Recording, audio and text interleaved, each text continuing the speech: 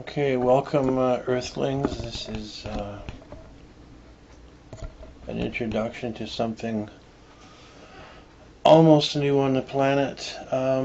It's going to be called NUTOPIA, and where it comes from is at the very end of John Lennon's political career. He did a very short press conference in which he introduced the idea of a country that was mental, and it's called Nutopia, and you can join this thing just by wanting to.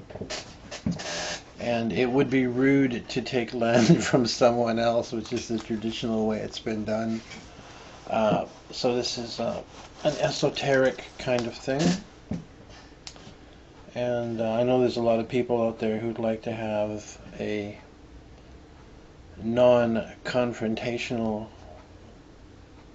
existence and get on with what they'd like to be doing instead of being suppressed, oppressed, beaten up, and made wrong. And it is possible now. We have the technology to do this. We could terraform Terra, and the political concept behind this is called contributism. So people contribute their ideas, their music, their work, their expertise. There's a lot of stuff that's being suppressed, yes, but in a nice way. You'd say it's being held back because we're in a money system, and people who make products for us need to get exchanged for that, because we're all trapped in an exchange system. I need a coffee cup. Someone made it. I don't know. Did maybe made in China. I don't know. That's another long story. China comes from China.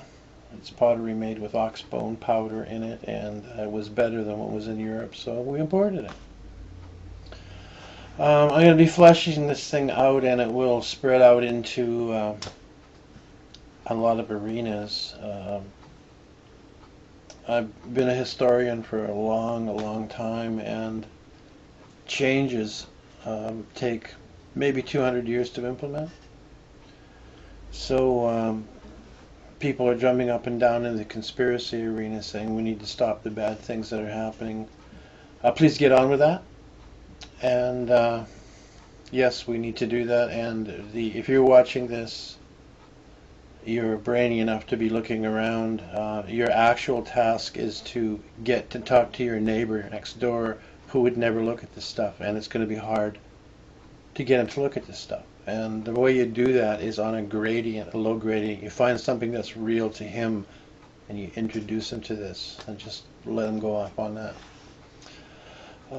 It's no good running around with, as I've done it for many years, cardboard sign, the end is near, repent. Yeah.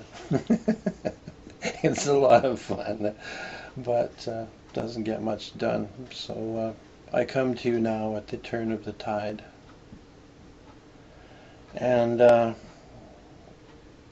seem to know a lot of things that others don't know, and I'm just going to freely fit these into the slots they belong in. So I'd like you to join this thing. This is John Lennon's idea. It's his legacy from the 60s. It's called Nutopia. And you do it with your mind. Imagine. It will actually work, because the physical world we live in is not actually there. It's just an agreement. We all agreed it's solid, so it is.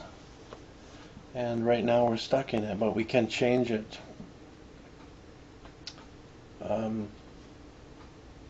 By changing our minds. And your next door neighbor, if you think that's difficult enough, if you want to talk to him about cosmic consciousness or flying saucers or the Illuminati or the secret government,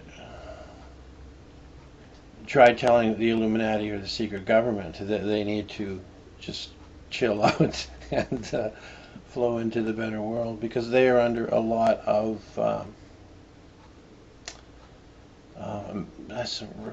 racial memory. There's this concept the Scientologists call the whole track. It's the whole track of one's existence in this particular universe, which could be think they say 3 trillion years, and before that there's another one.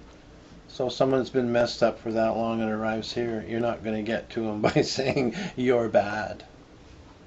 You know. So the possibility for change has actually been made possible by the early pioneers, which are the Buddhists and the people who meditate, and all that whole crowd. It cleared enough crap out of the way so some actual heavyweights could get some work done and get out on the planet. And we have to thank Mr. Gutenberg for the printing press so these books can be disseminated. A lot of this information is hidden in books, like the alligator expert in Lake Placid said they hide that kind of information in books. So I'm going to be running this thing. I'm the, I forget what, there's an email term for this, where nobody's going to be checking up on me, and hopefully I'm honest until I can find someone who's got true administrative and prime ministerial qualities who would like to have this thing, because I'm just the historian. However, it falls to me, so I'll be doing it for now. I have no ulterior motives. I can't make any money doing this. My phone never rings. I have no friends. So we'll carry on. Hopefully there'll be a long series of videos with tons of information that everyone should have been taught in school. Actually, if we were all taught this, we'd have the world we want. It's completely possible.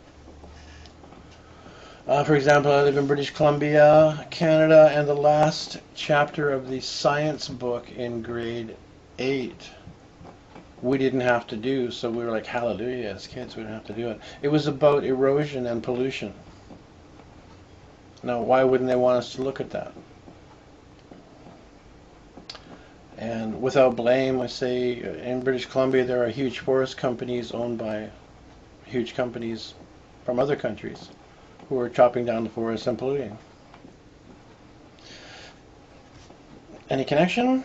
I leave it up to you, because it's only my opinion, but a couple of facts. Anyway, I have to go, and I will be back with as much as I can get on here, for as long as I can get on here. Okay? Thank you.